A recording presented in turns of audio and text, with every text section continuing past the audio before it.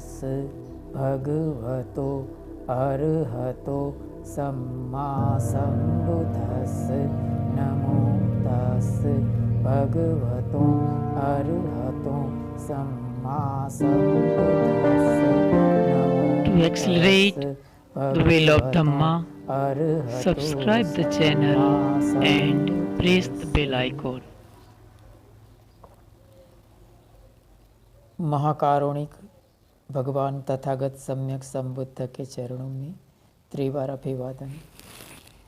हमारे सबके आदर्श डॉक्टर बाबा साहब भीमराव अंबेडकर और इस चैनल व्हील ऑफ धम्म को देख रहे सभी श्रद्धावान उपासक एवं उपासिकाएं, शुरू करने से पहले छोटी सी औपचारिकता बताता हूँ।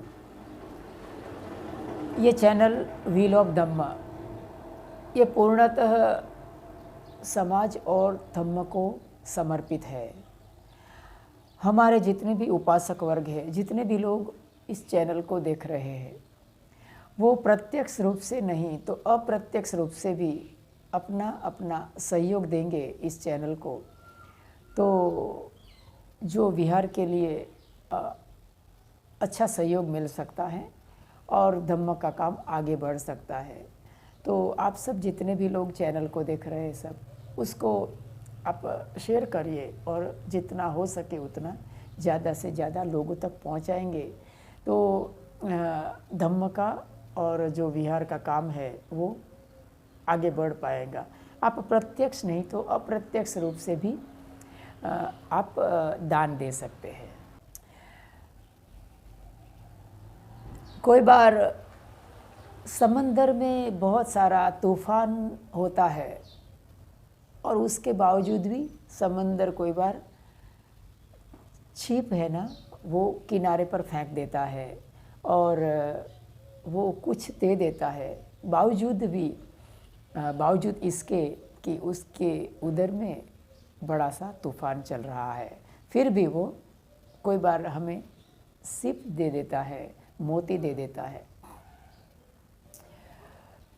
तो आज जिस विषय के ऊपर मैं बात करने जा रहा हूँ वो विषय है धम्म को, भगवान बुद्ध के धम्म को और बाबा साहब के मिशन को आगे कैसे बढ़ा सकते हैं और हम क्या कर सकते हैं, उसके अवरोध क्या है।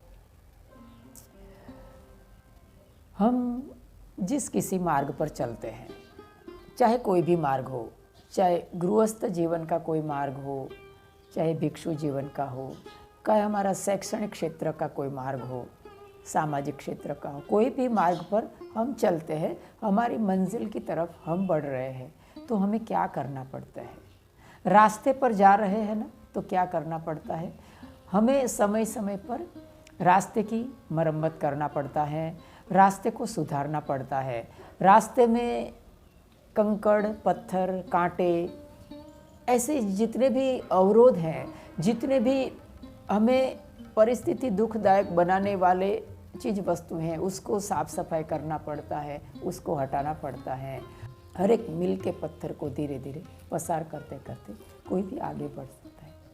हर रास्ते पर आगे बढ़ने के लिए यही शर्त होती है। अगर हम ऐसे ही नीची मुंडी करके हम रास्ते पर आगे बढ़ते रहे बिना कुछ देखे समझे, तो हो सकता है कि हम तो थोड़े आगे निकल जाएंगे, लेकिन जो हमारे पीछे जो राहगीर आ रहे हैं, जो मुसाफिर दूसरे आ रहे हैं, उनके लिए अड़चनें पैदा हो सकती है। और आपको एक बात बताऊं कि राहगीर के बगैर रास्ता नहीं हो सकता है।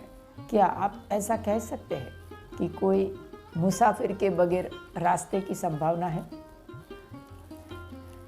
कोई रास्ता पहला बनता है कि मुसाफिर पहले अपेक्षित होते हैं।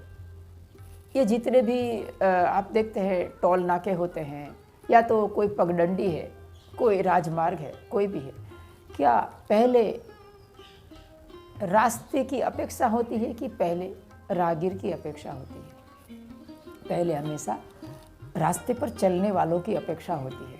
टोल नाका कोई बनाता ही नहीं अगर उसके ऊपर चलने वाले नहीं होते हैं। उसी तरह से पगडंडी भी नहीं बनती, उसी तरह से कोई भी राजमार्ग नहीं बनता है।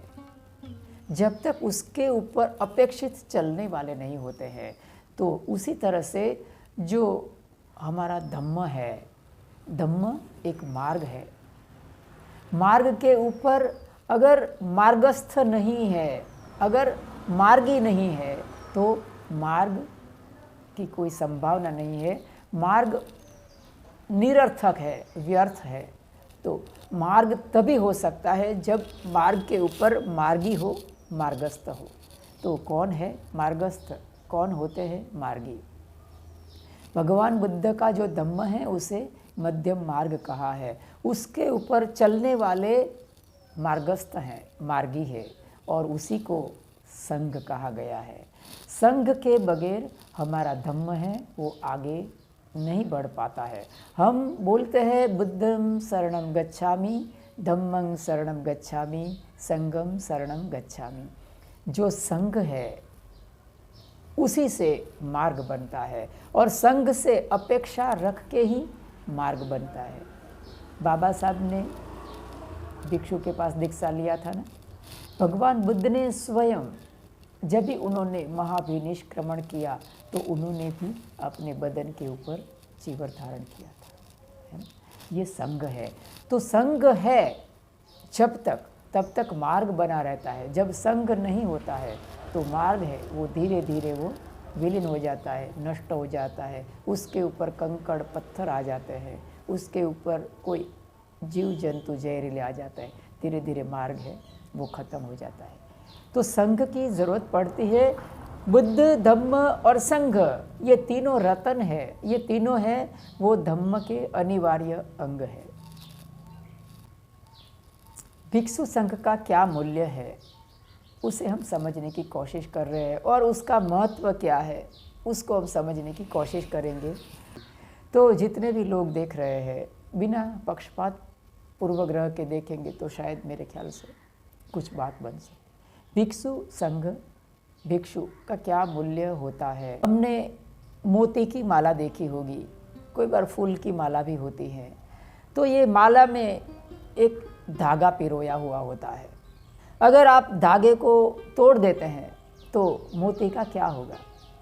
मोती है वो सारे मोती तितर बितर हो जाएंगे, जमीन पर गिर जाएंगे, और जो माला का मूल्य था वो एक कौड़ी का होकर रह जाएगा। गुरु का मूल्य धागे की समान है, धागे का कुछ भी मूल्य नहीं है, धागा का मूल्य कौड़ी का है। लेकिन जो मूल्यवान है, एक एक मोती को उसने बांध के रखा है। मोती मूल्यवान है, लेकिन मोती के बीच में जो पिरोया हुआ धागा है वो मोतियों की वजह से बहुत मूल्यवान हो जाता है। अगर धागे को काट दो, मोती तितर बितर हो जाएंगे, मिट्टी में गिर जाएगी, उसका मूल्य कौड़ी का हो जाएगा। भिक्षु का काम, एक गुरु का काम वो धागे जैसा होता है, जो हमेशा अपने आसपास के लोगों को, अपने समाज के, धम्म के लोगों को वो बांध के रखता है। उपासक उपासिका वर्ग को एक धागे में पिरो के रखता है, वो मूल्य होता है। लेकिन जब भी अभी कोई भिक्षु का अनादर करते हैं, उपेक्षा करते हैं, संगम शरणम गच्छामि को निकाल देते हैं, तो कोई भी मोती है वो ढंग से काम करेगा नहीं। हर मोती अपनी अपनी दिशा में आगे बढ़ेगा और ये माला बनने की संभावना मिट जाएगी। यह एक उपमा से मैंने समझाने की कोशिश की है। दूसरी भी उपमा हम ले सकते हैं कि कोई ड्राइवर होता है। हम कभी बस में सफ़र करते हैं, कभी ट्रेन में सफ़र करते हैं, बहुत जगह हम सफ़र करते हैं। ड्राइवर का काम है हमें मंजिल तक पहुंचाना।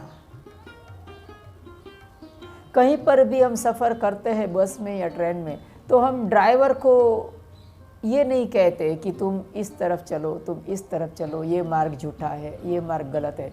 कोई बार होता यह है कि हमें लगता है कि ये ड्राइवर है वो गलत दिशा में क्यों जा रहा है, ये उल्टी दिशा में क्यों जा रहा है, लेकिन उनको मालूम होता है कि वो किस दिशा में उनको अपने पर आश्रित मुसाफिर को ले जाना है। और हम सब जानते हैं कि बस में, ट्रेन में आराम से मुसाफिर सो जाते हैं, गहरी नींद में सो जाते हैं और सुबह अपने डेस्टिनेशन पर पहुंच गए होते हैं। ये गुरु का काम होता है। ड्राइवर जैसा काम गुरु का होता है। एक जब भी ड्राइवर कोई बस या कोई भी व्हीकल चलाता है तो उसके हाथ, पैर, आँख, कान, पूरा शरीर है वो जागृत अवस्था में रखता है। उसे हर दिशा में देखना पड़ता है, अपने हर अंग को उसे जागृत रहकर सारे जितने भी मुसाफिर है उसको मंजिल तक पहुंचाना एक ड्राइवर का काम होता है। बस गुरु का काम भी ऐसा ही होता है। जितने भी अपने आश्रित लोग हैं, उपासक उपासिका वर्ग है, उसको सही दिशा में, सही तरीके से और सही समय में उसे अपनी मंजिल तक पहुंचाना, बस ऐसे ही गुरु का काम होता है। अगर हम जो ड्राइवर रूपी गुरु हैं उसको अगर हम अनादर करें, अपमान करें, उसकी बात माने नहीं, या तो संगम शरणम गच्छामि से हम उसको हम उपेक्षा कर दें, निकाल दें, तो संघ कहीं पर पहुंचने वाला नहीं है। या तो यूँ कहे कि संघ को कहीं पर भी पहुंचने में अड़चन आएगी। धम्म को अप्रत्यक्ष रूप से बहुत बड़ी हानि हो सकती है। ये बात होती है, ये संघ का मूल्य होता है। अभी होता यह है, अभी दूसरी तरफ एक और बात है कि एक भिक्षु होता है, चाहे भिक्षु हो या कोई साधु सन्यासी हो, दूसरे धर्म कोई भी हो, वो समाज में हाईलाइट हो रहा है। उसके बदन पर अलग वस्त्र हैं। वेवणी यम्मी में अग्जू पगतोती, परपटी बद्धा में जीविकाती, अइयों में आकप्पो करणी होती। मैं कुरूपता में आ पड़ा हूँ। 10 धम्म सूत्र में क्या कहा है भिक्षु के बारे में कि मैं कुरूपता में आ पड़ा हूँ। मुझे कोई सजना संवरना नहीं है, मुझे किसी भी प्रकार का सौंदर्य प्रसाधन का उपयोग करके मुझे अच्छी तरह से रहना नहीं है। मैं कुरूपता में आ पड़ा हूँ। सुंदरता मेरे लिए अनिवार्य नहीं है, आवश्यक भी नहीं है।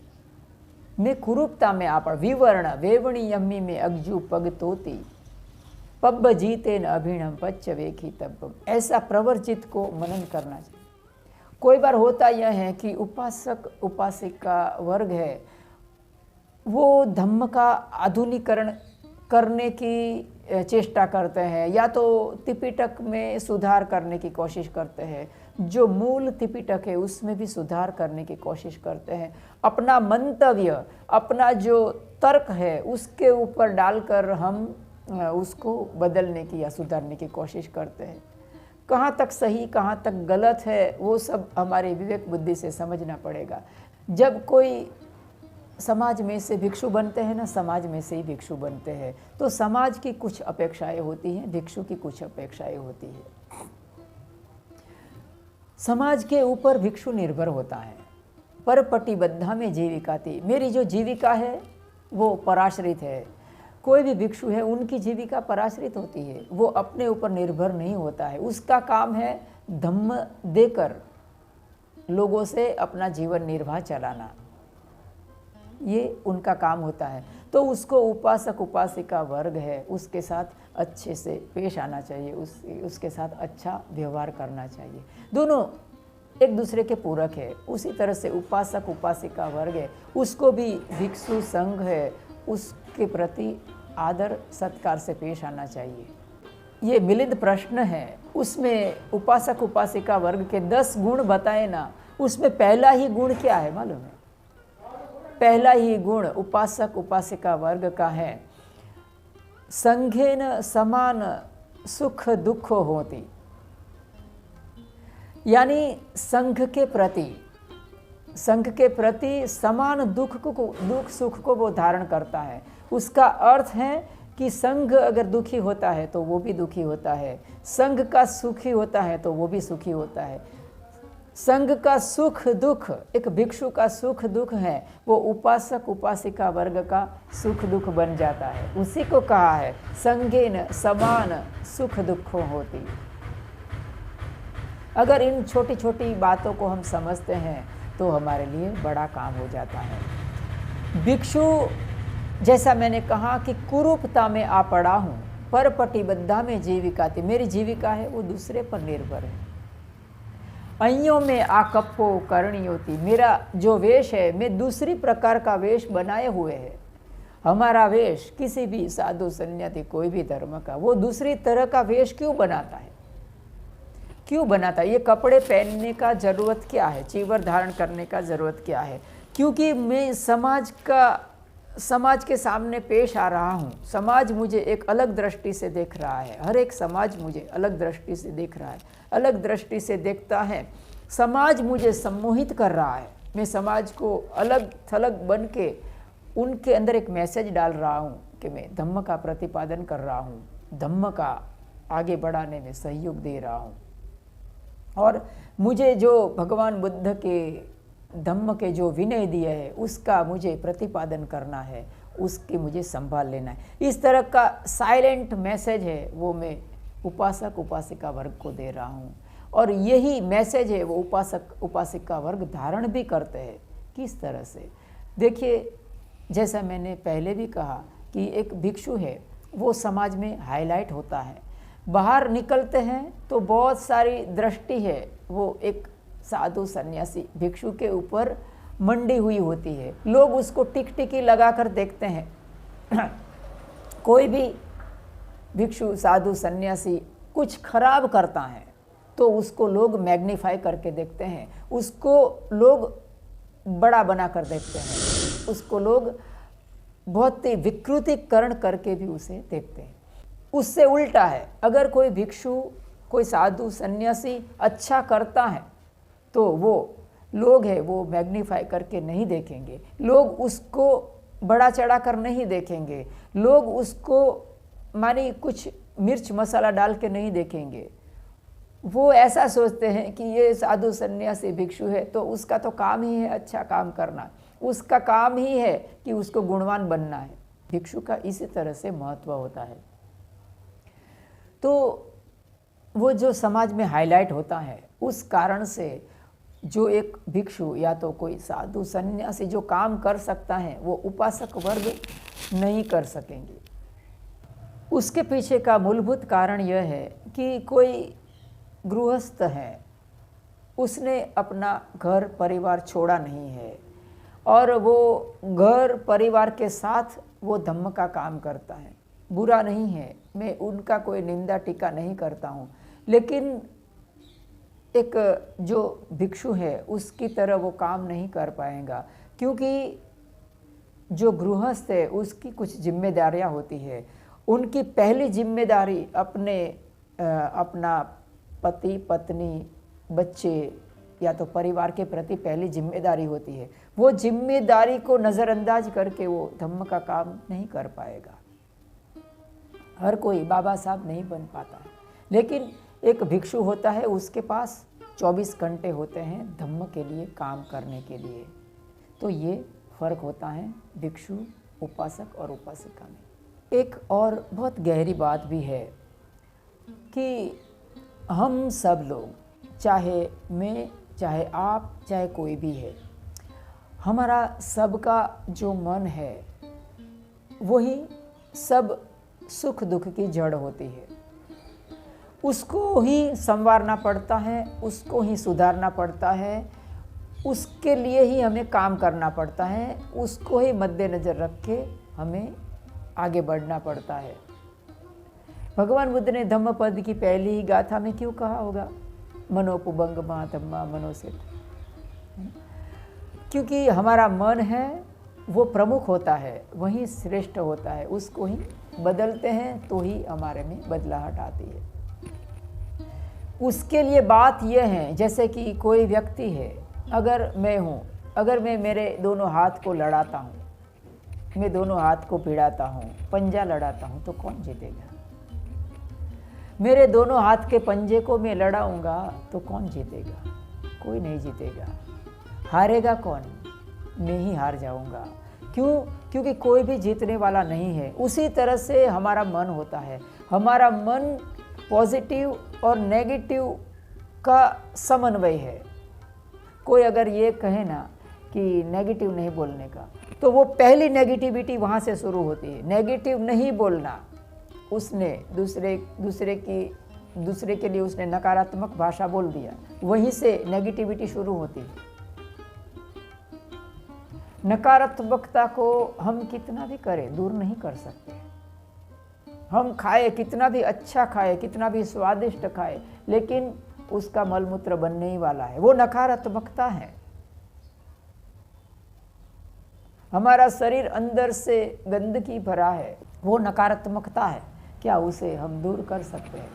जिस तरह से हमारा शरीर का कचरा होता है, उसी तरह से हमारा मन का कचरा भी होता है। उसको आप चाहे ना चाहे, उसको देखे ना देखे, उसका स्वीकार करे ना करे, लेकिन उसको आपको अपनाना ही पड़ेगा। उसको स्वीकार करके ही आगे बढ़ना पड़ेगा। तो एक भिक्षु है, उसका काम है बुद्ध और धम्म को प्रगति के पंथ पर ले जाना। और अगर उसको हम नज़रअंदाज करते हैं, उसकी उपेक्षा करते हैं, अनादर करते हैं, तो क्या होगा? हम दोनों हाथ को लड़ा रहे हैं।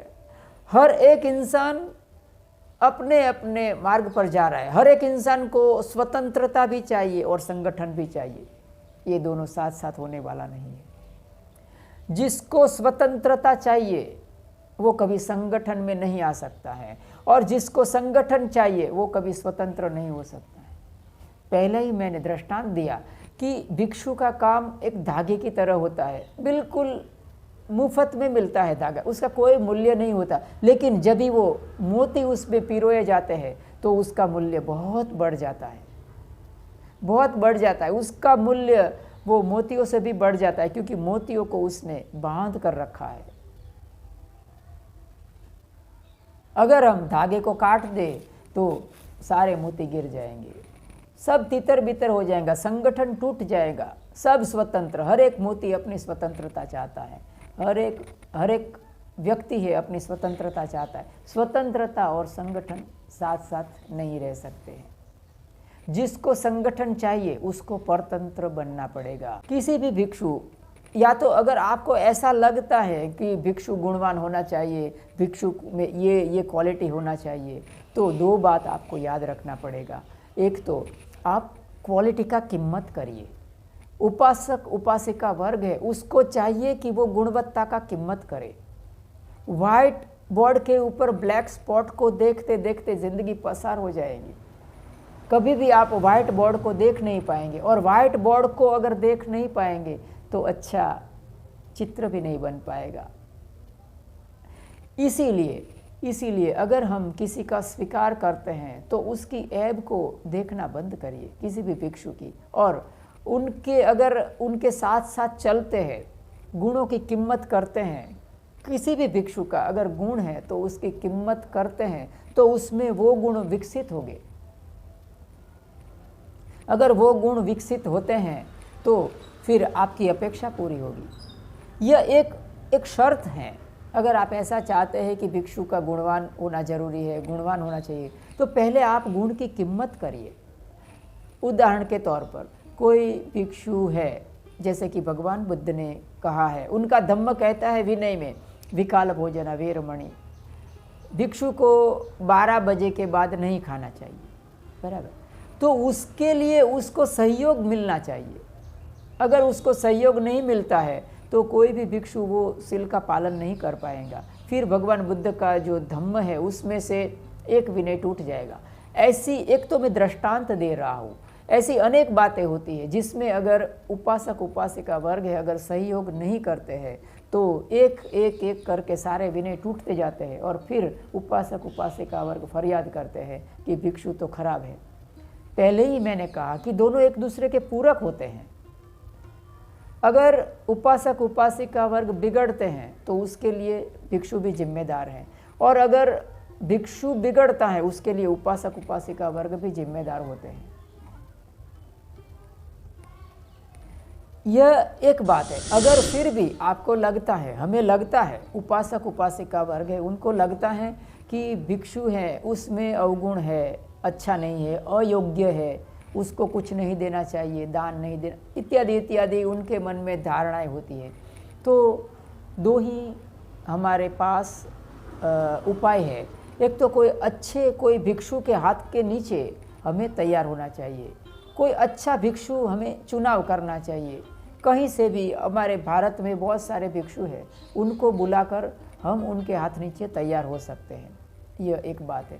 दूसरी बात है कि हमारे उपासक वर्ग में जिसको भी अपेक्षा है, किसी किसी को अपेक्षा होती है कि गुणवान होने चाहिए, भिक्षु गुणवान होने चाहिए, उसमें ये गुण होना चाहिए, उसमें वैसा होना चाहिए। तो भिक्षु कहाँ से बनते हैं? उपासक उपासिका वर्ग समाज में से बनते हैं ना। तो उनको बनना चाहिए, उनको चीवर धारण करना चाहिए, उसको अपने घर बार परिवार संपत्ति सब छोड़कर उसको चीवर धारण करना चाहिए और उसको गुणवान बनना चाहिए। और उसके हाथ नीचे अगर वो गुणवान बनता है तो जितने भी दूसरे उपासक उपासिका वर्ग है उसको पसंद करेंगे ना, फिर उसको पसंद करेंगे और एक संघ बनेगा। संघ बनेगा, फिर धम्म का काम है, धम्म का काफिला आगे बढ़ पाएंगे। ये शर्त है। लेकिन हमारी फरियाद के कारण, हमारा मंतव्य के कारण हम संगम शरणम गच्छामि को अगर हटा देते हैं, उसको निकाल देते हैं, तो धम्म को आगे बढ़ने में सबसे बड़ी अड़चन आएगी, आगे बढ़ ही नहीं पाएगा धम्म। एक और बात है, भिक्षु उपासक उपासिका दोनों भिन्न भिन्न स्थान पर है, दोनों का जो बिहेवियर अलग होता है, दोनों अलग अलग स्थान पर होते हैं। अगर कोई व्यक्ति को अपने धर्म गुरु के प्रति अगर उसको श्रद्धा जग जाती है, उसके मन में अगर उनके प्रति अगर समर्पण भाव जाग जाता है, तो आपको मैं श्योर बताता हूँ कि वो इंसान बहुत ही भाग्यशाली होता है, वो इंसान बहुत ही पुण्य पारमी वाला इंसान होता है। जो पुण्य पारमी वाला इंसान होता है उसके मन में ही गुरु के प्रति समर्पण भाव जागता है। वो कभी गुरु का ऐब देखने का कोशिश नहीं करेगा, वो कभी गुरु का अनादर अपमान या तो उसकी वो विरुद्ध नहीं जाएगा। अगर ऐसी भावना किसी में भी पैदा होती है ना, तो वो इंसान बड़ा ही भाग्यशाली होगा, बड़ा पुण्य पारमी वाला होगा। किस तरह से? क्यों? उसका कारण है क्योंकि जैसा मैंने कहा कि हमको कोई और बदलता है कि कोई व्यक्ति को अगर अपने गुरु के प्रति समर्पण भाव जागता है तो वो इंसान बड़ा ही पुण्य पारमी वाला होता है, बड़ा ही वो भाग्यशाली होता है। उसका कारण है कि उसका जो मैं पना है, उसका मेरा पना है, उसका कर्ता भाव है ना, वो टूट जाता है। वो छोड़ देता है कि ये बनते जी जो कह रहे हैं ना वो ठीक है, मेरे गुरु कह रहे हैं ना वो ठीक है, वो जैसा कहेंगे ना वैसा करूँगा। आप कितना भी करें, अगर आप विपस्सना का जब भी कोर्स करें, आनापान का कोर्स करें, आप अगर अकेले शुरुआत से ही करना चाहेंगे ना कि मैं शुरुआत से ही आनापान का कोर्स करूँगा, शुरुआत में करूँ, कोर्स में जाने की क्यों ज़रूरत है? मैंने यूट्यूब पर वीडियो देख लिया, मैंने ये सब जान लिया कि सांस इधर देखना है। कभी प्रगति कोई नहीं कर पाएगा। उसका कारण यह है कि इंसान का मन है वो हमेशा डामाडोल रहता है।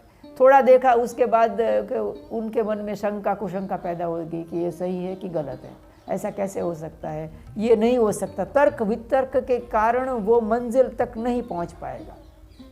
इसीलिए मैं कह रहा हूँ कि अगर गुरु के प्रति जब भी समर्पण भाव जागता है ना किसी के मन में, तो बड़ा भाग्य से, बड़ा ही पुण्य पारमी से जागता है। जिसकी पुण्य पारमी नहीं होती ना, उसको धर्म गुरु के प्रति आदर सत्कार या तो सम्मान नहीं होगा, वो समर्पण नहीं कर पाएगा। चाहे मैं हूँ या चाहे कोई दूसरा है, अगर मेरे मन में भी समर्पण भाव नहीं जागता है तो मैं बड़ा दुर्भाग्यशाली हूँ या तो मेरी पुण्य पारमी नहीं है। तो ये बात होती है कि अगर धर्म गुरु के प्रति अगर हम समर्पित होते हैं, समर्पण भाव जागता है, 1 2 3 4 5 ऐसा, तो एक माला बनेगी मोतियों की, और वो मोती की माला है, वो जितनी बड़ी होगी उतना ही माला है वो, उसकी कीमत बढ़ती जाएगी, उसकी कीमत बढ़ती जाएगी। बाबा साहब और धम्म का कारवा है वो धीरे धीरे धीरे धीरे आगे बढ़ता जाएगा। एक के बाद एक मिल के पत्थर लगते जाएंगे और एक के बाद एक अवरोध हटते जाएंगे और धीरे धीरे करके धम्म है वो प्रगति के पंथ पर चल पड़ेगा। किसी को भी अगर कोई भी प्रश्न हो, किसी को भी अगर कोई भी अपना मंतव्य हो तो मुझे कमेंट बॉक्स में ज़रूर लिखिएगा और इस चैनल को आगे बढ़ाने में अपना प्रत्यक्ष नहीं तो अप्रत्यक्ष रूप से सहयोग देना। सबका मंगल हो, सबका मंगल हो, सबका मंगल हो। साधु साधु साधु।